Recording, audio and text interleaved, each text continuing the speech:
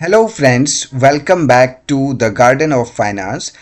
आज की जो हम एनालिसिस करेंगे वो भारत कोकिंग कोल लिमिटेड के लिए एनालिसिस करेंगे, जो कि अभी रिसेंटली लास्ट मंथ ही ये लिस्ट हुई है स्टॉक मार्केट में। तो तब जब ये लिस्ट हुई थी उस समय ये 40 पे ट्रेड कर रही थी। तब से जब गिरना स्टार्ट हुआ है नॉन स्टॉप ये लोअर सर्किट लगाई जा रही है। तो ये क्या और कितना गिर सकती है? ये जब इसकी प्राइस वैल्यू थी वो थी around 20 rupees something, 27 rupees something, ठीक है। बट ये जब लिस्ट हुई तो ये लिस्ट हुई 40 पे, ठीक है। तब से लेके कंसिस्टेंटली ये डाउन जा रही है। तो इसके फंडामेंटल्स को चेक करेंगे और कितना डाउन जा सकती है, ठीक है। तो यहाँ पर अगर आप देखें तो इसके share holding pattern and all this thing. तो फर्स्ट ऑफ ऑल इसमें देख लेते हैं सेंटीमेंट जो है 50% बाइंग का है, 50% सेलिंग का है, ठीक है। 50% होल्ड का है, होल्ड का बिल्कुल नहीं, 50% सेल 50% बाय का है। तो यहाँ पर प्रोमोटर की बात करें तो प्रोमोटर ने 90% होल्ड किया है, एफ आई आईज ने 0.72% का होल्ड किया है, डी आई आई ने यहाँ पर 3.33% का होल्डिंग किया हुआ है, ठीक है। तो अब ये प्लेस तो नहीं है, अभी रिसेंटली लिस्ट हुई है। तो इसके फंडामेंटल्स को अगर देखें तो मार्केट कैपिटल जो है 15,247 करोड़ का है, अच्छा खासा है। 32 गया है इसमें जो है करंट प्राइस, मैक्सिमम जो है ये 45 तक गया है और तब से ये लोअर सर्किट लगा रही है। तो ये एक्चुअली करती क्या है? तो जैसे कोल इंडिया है, तो कोल इंडिया क्या है? Power generation, mining.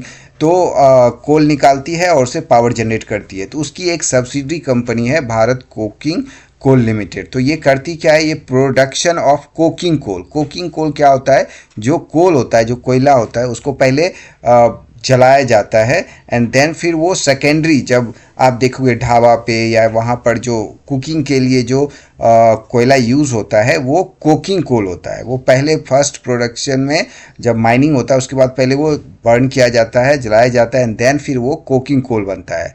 उसके बाद नॉन कोकिंग कोल मतलब प्योर, मतलब डायरेक्ट जो माइनिंग से कोयला निकलता है फ्रेश, वो जो है थर्मल में यूज़ किया जाता है, थर्मल पावर प्लांट में, जिससे कि इलेक्ट्रिसिटी जनरेट होता है, ठीक है। और दूसरा है वॉस्ट कोल। वॉस्ट कोल मतलब जब आप कोयला को थर्ड टाइम, जैसे कि आपने एक बार जलाया लकड़ी को, फिर कोयला बना, कोयला फिर जला दिया तो वो क्या बनता है? राख बनता है। तो वॉस्ट कोल ये भी यूज्ड होता है इंडस्ट्रीज़ में, सीमेंट इंडस्ट्रीज में एंड ऑल। तो वो ये यहाँ पर प्रोड्यूस करती है। तो लेकिन इसकी जो क्वालिटी होती है, ये इंडिया में इस तरह का जो है बिजनेस करने वाली ये एक पहली जो है कंपनी है, जो कि कोल इंडिया ही करती थी बट उसका सब्सिडी ये बना दिया गया है, ठीक है। बाकी और कोई नहीं है, बाकी इंपोर्ट करती है इंडिया और इसको एक्सपोर्ट भी करती है। तो इसकी क्वालिटी जो है उतनी अच्छी नहीं है जितनी कि अदर कंट्रीज़ फॉरेन जैसे अमेरिका के या फिर यूरोपियन कंट्रीज़ के जो कोल होते हैं वो जो है और अच्छी की क्वालिटी की होती है। बट यहाँ के जो इंडिया के, जैसे कि रानीगंज में माइनिंग होता है कोल का, इसके अलावा धनबाद में, झारखंड में माइनिंग होता है। तो वहाँ के जो कोल होते हैं ना उतने जो है अच्छी नहीं होते, क्योंकि जब उसको बर्न किया जाता है तो ज़्यादा राख निकलता है, ठीक है। तो ये है, तो ये इस तरह का काम करते हैं, ये पहली कंपनी है। तो इसमें आप देखेंगे तो आर यू रेशियो थोड़ा सा ज़्यादा है, ये वाला पी रेशियो अप्रॉक्स 25 के आसपास होना चाहिए, बट थोड़ा सा डाउन है और ये थोड़ा सा ज़्यादा है, थोड़ा सा अनबैलेंस है, बट ये ठीक है, उतना भी नहीं है।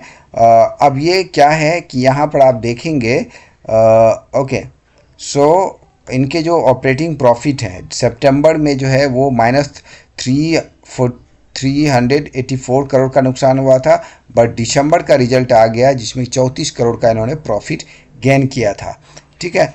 तो अदर इनकम की बात करें तो अदर इनकम बहुत ज़्यादा था सितंबर में, अब सिर्फ 70 करोड़ का हो गया। तो लिस्ट होने के बाद ना कंपनी थोड़ा सेटलमेंट कर रही है, अपनी जो एवरेजिंग कर रही है ना, जो एग्जैक्ट होना चाहिए उस पे आ रही है। फिर जब एकदम लोएस्ट पे आ जाएगी तब वो धीरे धीरे जब ग्रो करेगी, प्रॉफिट दिखाएगी, तब उस पर सस्टेन हो सकते हैं। लेकिन जो लिस्टिंग पे जिन्होंने अभी बुकिंग कर लिया दैट्स गुड, अदरवाइज अब और नीचे कितना जाएगी, तो ज़्यादा और नीचे उतना नहीं जाएगी, बट ये अब सस्टेन करेगी। तो यहाँ पर निगेटिव है रिटर्न, अभी जो है -53 करोड़ का नुकसान हुआ था, अभी इस क्वार्टर में 23 करोड़ का नुकसान हुआ है, तो थोड़ा सा भरपाई हुआ है पिछले क्वार्टर के मुकाबले।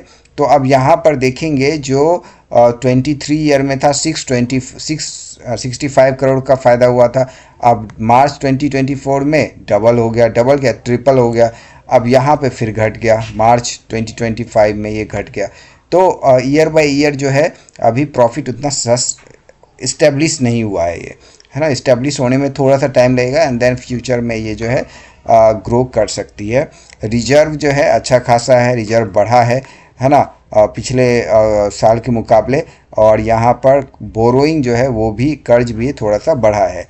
तो टोटल एसेट्स की बात करें तो एसेट्स इनका बढ़ा है, ठीक है। टोटल एसेट्स यहाँ पर 15,085 से लेके 17,640 करोड़ तक गया है, तो टोटल एसेट्स बढ़ा है, राइट। फिक्स एसेट्स भी बढ़ा है, कर्ज जो है उनका थोड़ा सा बढ़ा है, लेकिन रिजर्व भी बढ़ा है ना। बट प्रॉफिट जो है अभी उतना नहीं हो पा रहा है, तो ये मार्केट एक्सेलरेट करने होंगे और भी जो है देखना पड़ेगा, देन फ्यूचर में ये धीरे धीरे ग्रो कर सकती है, रैपिड ग्रोथ नहीं होगा अभी फॉर टाइम बीइंग, और मार्केट एक्सप्लोर करना पड़ेगा।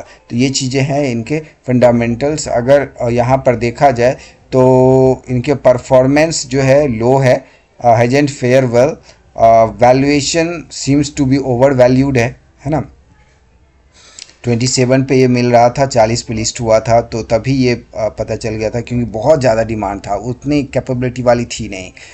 प्रॉफिटेबल हाई दिखा रहा है, entry point is not over price, average रखा गया है, कोई रेड फ्लैग नहीं है, मतलब as per the policies compliances उसके बेसिस में कोई रेड फ्लैग नहीं है, ठीक है। तो ये एनालिसिस है। तो एज ऑफ नाउ ये जो है थोड़ा बहुत और सड़केगी नीचे, बट उसके बाद ये सस्टेन जब कर लेगी तब आप इसमें आप होल्डिंग बना सकते हैं फॉर कमिंग टाइम ईयर में। यहाँ पर कोई भी अच्छा प्रॉफिट आपको ऐसे नहीं कि स्लाइटली हाई जंप मारेगा, ऐसा बिल्कुल नहीं होगा, धीरे धीरे धीरे ग्रोथ कर सकती है, ठीक है। That's it.